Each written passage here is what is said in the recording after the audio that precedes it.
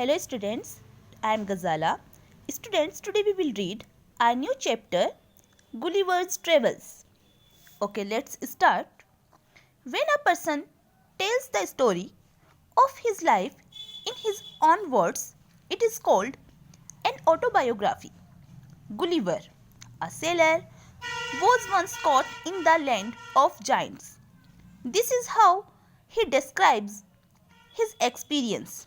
तो स्टूडेंट्स, जब कोई पर्सन यानी जब कोई व्यक्ति कोई पर्सन टेल्स द स्टोरी कहानी बताता है ऑफ हिज लाइफ अपनी ही लाइफ की अपनी ज़िंदगी की इन हिज ऑन वर्ड्स अपने ही वर्ड्स में अपने ही शब्दों में it is called an autobiography उसे हम बोलते हैं autobiography.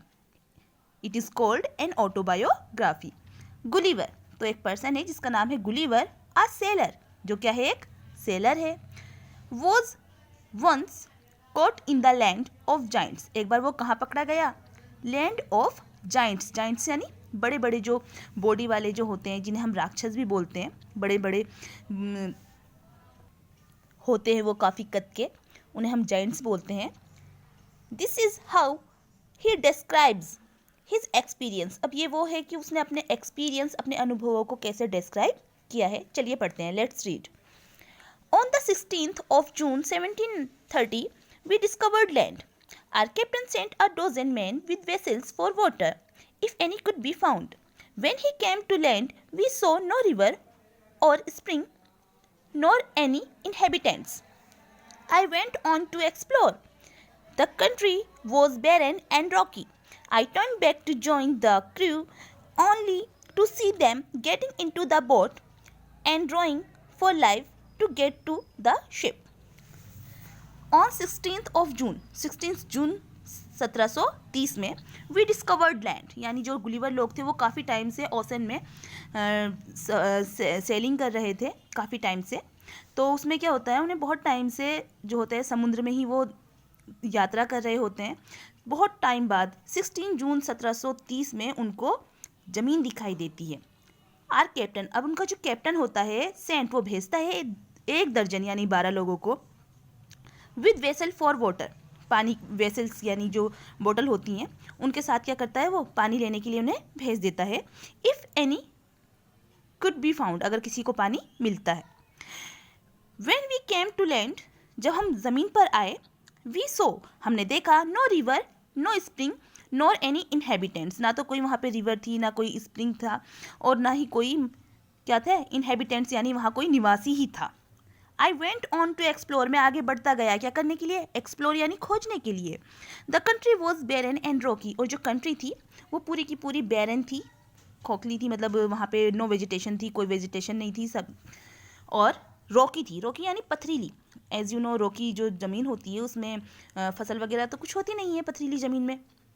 I turn back to join the crew अब मैं वापस घूमा क्या करने के लिए अपना जो क्रू था जो मेरे साथी थे जो बहुत सारे जो शिप में यात्रा कर रहे होते हैं उन्हें क्रू बोलते हैं.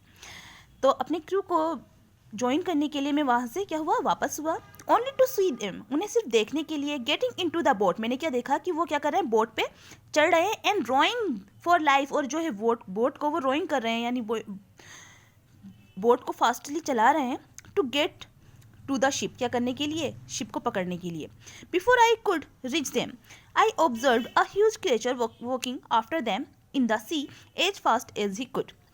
Before I could see them इससे पहले कि मैं क्या कर पाता before I could reach them reach मतलब पहुंच पाता इससे पहले कि मैं उन तक पहुंच पाता. आई ऑब्जर्व मैंने ऑब्जर्व किया मैंने देखा अ ह्यूज क्रिएचर एक बहुत बड़ा क्रिएचर एक बहुत बड़ा प्राणी वॉकिंग आफ्टर देम उनके पीछे भाग रहा है वॉकिंग कर रहा है चल रहा है.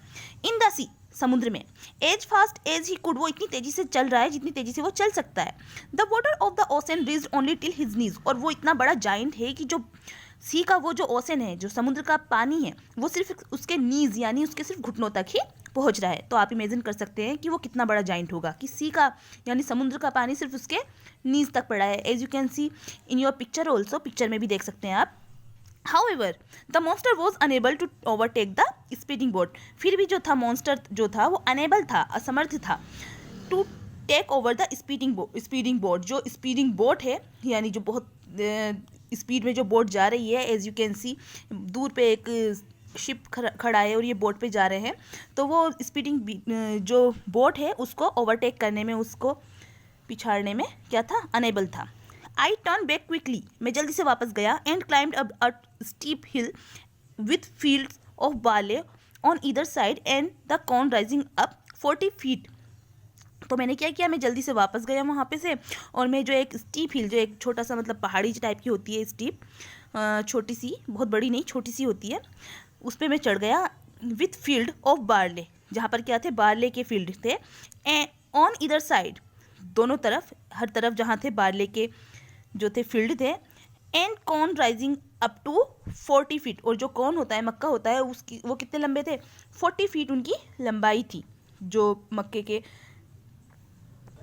स्टेम थे, वो जो थे, जो मक्के के स्टेम थे, वो जो थे 40 फीट लंबे थे। देयर वॉज अ फेंस, वहाँ पे क्या थी, फेंस थी, फेंस यानी boundary, to pass from one field to other, एक फील्ड से दूसरे फील्ड जाने के लिए वहाँ पे क्या थी, फेंस थी। Fence as you know it is called boundary, जिसे हम बाउंड्री के नाम से भी जानते हैं, फेंस यानी छोटी दीवार। It was impossible for me to climb because every step was 6 feet high. अब मेरे लिए क्या था, इम्पॉसिबल था, असंभव था कि मैं हर एक कदम कितना ऊंचा चढ़ूं। जो मेरा हर एक स्टेप था उस फेंस का, वो जो था वो 6 फीट हाइट था, यानी 6 फीट हाइट तो बहुत ज़्यादा हो गया। I was trying to find a gap in the hedge when I discovered one of the inhabitants in the next field walking towards the fence. I was trying to find, अब मैं क्या कर रहा था, कोशिश कर रहा था, find a gap in the hedge। अब जो hedge है, जो बाड़ होती है, जो hedge होती है जिसे बाड़ बोलते हैं, हम बाउंड्री भी बोलते हैं, वो तो जो हेज होती है वो जो बाड़ होती है, बाड़ा, उसमें मैं क्या कर रहा था, किसी कोई गैप ढूंढने की कोशिश कर रहा था। व्हेन आई डिस्कवर्ड, तब मुझे पता चला, वन ऑफ द इनहेबिटेंट्स, उनमें से एक जो इनहेबिटेंट्स था, वो जो जाइंट्स थे, उनमें से एक इनहेबिटेंट्स जो था, एक निवासी जो था, इन द नेक्स्ट फील्ड, वो जो था नेक्स्ट फील्ड में था, वॉकिंग टूवर्ड्स द फेंस, और वो फेंस की तरफ आ रहा था, जो बाउंड्री थी वो उधर ही आ रहा था। He was of the same size as the creature chasing the boat, वो उस क्रेचर के बराबर ही साइज में था, जो क्रेचर क्या कर रहा था, बोट को चेसिंग कर रहा था, जिसका पीछा कर रहा था, उसी के साइज का था वो। I was struck with utmost fear and astonishment and ran to hide myself. I was struck. मैं डरा जा रहा था, struck यानी मैं मारा जा रहा था, with fear, fear से यानी डर से, with utmost fear यानी utmost यानी बहुत ज़्यादा, fear डर से, and astonishment और आश्चर्य से, and ran to hide myself और मैं भागा क्या करने के लिए, अपने आप को छुपाने के लिए। He called in a voice much louder than a trumpet, वो इतनी तेज बोला, वो he called, उसने आवाज़ लगाई, in a voice एक आवाज़ में, much louder बहुत ज़्यादा लाउडर, मतलब ज़्यादा लाउडर थी, than a trumpet, trumpet क्या होता है, एक म्यूजिकल इंस्ट्रूमेंट होता है जिसकी आवाज़ बहुत ज़्यादा होती है, उससे भी तेज़ जो थी उसकी आवाज़ थी। It sounded like thunder, और उसमें से कैसे आवाज़ आई, like thunder यानी जब बादल गरजते हैं तो आवाज़ आती है ना, वैसी ही थंडर जैसी आवाज़ आई। 7 monster like him came towards the field, अब उसी की तरह के जो 7 मॉन्स्टर थे, राक्षस थे, वो क्या हुए, फील्ड की तरफ आए, टुवर्ड्स यानी की तरफ, द फील्ड, फील्ड की तरफ, ready to reap the corn, अब वो क्या थे, रीप यानी काटने के लिए, कॉर्न को काटने के लिए वो रेडी थे। दे कैरिड अ रीपिंग हुक, वो क्या लेकर आए थे अपने साथ, एक रीपिंग हुक लेकर आए थे, विच वॉज वेरी बिग, जो काफ़ी बड़ा था। When one of the reapers approached where I lay hidden, I screamed as loud as I could, जब उनमें से एक रीपर्स जो हुआ मेरे पास पहुंचा, अप्रोच यानी पहुंचा, where I lay hidden जहाँ पे मैं छुपा हुआ लेटा हुआ था, जहाँ पर मैं लेटा हुआ छुपा था, I screamed मैं चिल्लाया, as louder as I could, उतनी तेजी से मैं चिल्लाया जितनी तेजी से मैं चीख सकता था, चिल्ला सकता था। The creature stopped reaping, जो क्रेचर थे उन्होंने क्या कर दिया, रीपिंग करना यानी कटान करना रोक दिया। पिक्ड अप मी बिटवीन हिज थंब, उसने क्या किया, मुझे अपने थंब और 4 फिंगर के बीच में पकड़ा, and brought me close to his eyes, और अपनी आंखों के सामने मुझे नज़दीक लेकर आया, क्लोज यानी अपनी आंखों के नज़दीक मुझे लेकर आया। 60 फीट अबोव द ग्राउंड, अब मैं क्या था, मैं 60 फीट ऊंचा था ग्राउंड से, अब मैं ग्राउंड से 60 फीट ऊंचाई पे था। He looked at me with curiosity. अब उसने क्या किया, मुझे बहुत ही क्यूरोसिटी यानी उत्सुकता के साथ देखा। And blew my hair aside to get a better view of my face. और उसने क्या किया, मेरे बालों को ब्लू किया यानी हवा फूंक मार के उसने मेरे बालों को उड़ाया ताकि वो मेरे फेस को अच्छे से देख सके। He called his friends and gently placed me on the ground. उसने अपने दोस्तों को बुलाया और बहुत ही जेंटली, बहुत ही अच्छे से उसने मुझे प्लेस पे, ज़मीन पर, ग्राउंड पे रख दिया।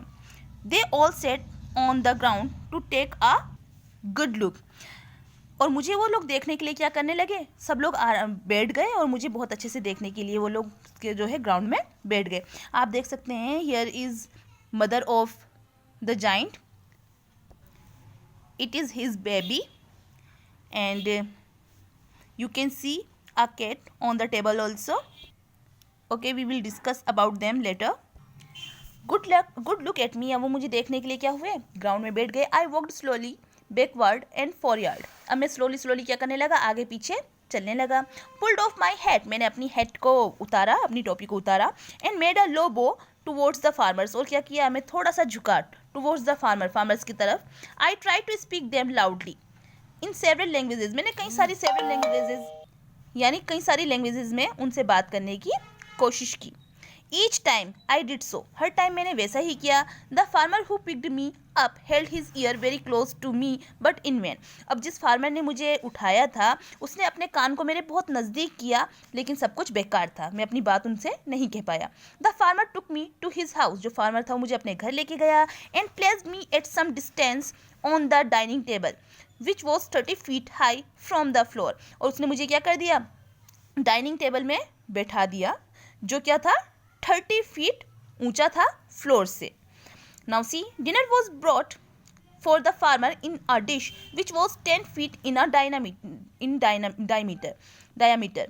डिनर वॉज ब्रॉट, अब डिनर लेकर आया गया, फॉर द फार्मर के लिए, इन अ डिश में, which was 10 feet in diameter, जिसका व्यास क्या था, 10 गुना था, 10 फीट था। The farmer's wife crumbled some bread and placed it before me. अब जो फार्मर की जो वाइफ थी उसने कुछ ब्रेड का जो था उसके कुछ टुकड़े किए, क्रम्बल्ड यानी टुकड़े किए, और मेरे सामने रख दिए। In the middle of the dinner I heard a noise behind me. और डिनर के बीच में ही मैंने क्या सुनी, एक आवाज़ सुनी बिहाइंड मी, मेरे पीछे से। It was the purring of a cat, ये कैट के परिंग मतलब गड़गड़ाने की आवाज़ थी। That was 10 times larger than an ox, वो क्या थी, एक ऑक्स से, जो एक ऑक्स होता है उससे 10 गुना ज़्यादा बड़ी थी। The farmer's wife was stroking him, और जो फार्मर की वाइफ थी उसे स्ट्रोकिंग यानी उसे थपथपा रही थी। Then entered the farmer's 1 year old son in the arms of a lady. इतने में क्या होता है, फार्मर का जो एक 1 year का बेटा होता है वो एक लेडी के आर्म्स में, बाहों में आता है। On seeing me the child grabbed me. अब मुझे देखकर क्या करा, उस चाइल्ड ने, वो जो चाइल्ड था वो मुझे अचानक से मेरे ऊपर झपटा। ग्रेब मतलब होता है वैसे झपटना, वो जो बच्चा था उसने मुझे क्या किया, अचानक से, ग्रेब्ड मतलब होता है छीनना, बट वो मेरे ऊपर अचानक से झपटा। The table and put me head into his mouth, वो टेबल से मेरे ऊपर झपटा, from the table, and put my head into his mouth, और उसने क्या किया, मेरे सर को अपने माउथ पे ले लिया। आई शाउटेड सो लाउडली, मैं बहुत ज़ोर से चिल्लाया, दैट द बेबी ड्रॉप्ड मी, जिसे बेबी ने मुझे क्या कर दिया, ड्रॉप्ड कर दिया यानी फेंक दिया। I would have broken my neck, मेरी जो है गर्दन टूट जाती, नेक टूट जाती। If the mother had not held her apron under me, अगर जो मदर है वो अपने एप्रॉन में मुझे नहीं ले लेती। जब मैं गिरने लगा तो उसने क्या किया, अपना एप्रॉन मेरे नीचे रख दिया, जिससे मैं बच गया।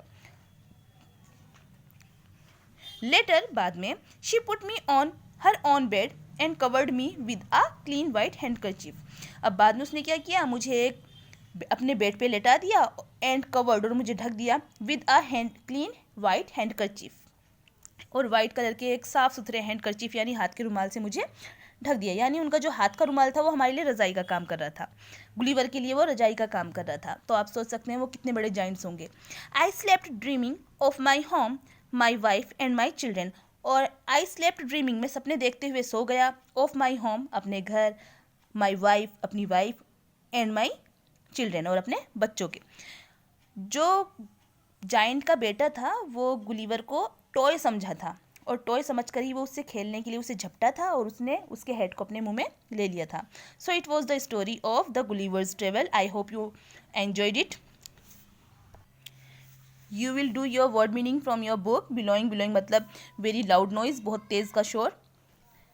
इनहेबिटेंट्स यानी एक्यूपेंट्स, एक्यूपेंट्स यानी निवासी. बेरन, बेरन मतलब नंगा. लैंड विद नो वेजिटेशन, वो लैंड जिसमें बिल्कुल भी वेजिटेशन नहीं होती है, वनस्पति नहीं होती है.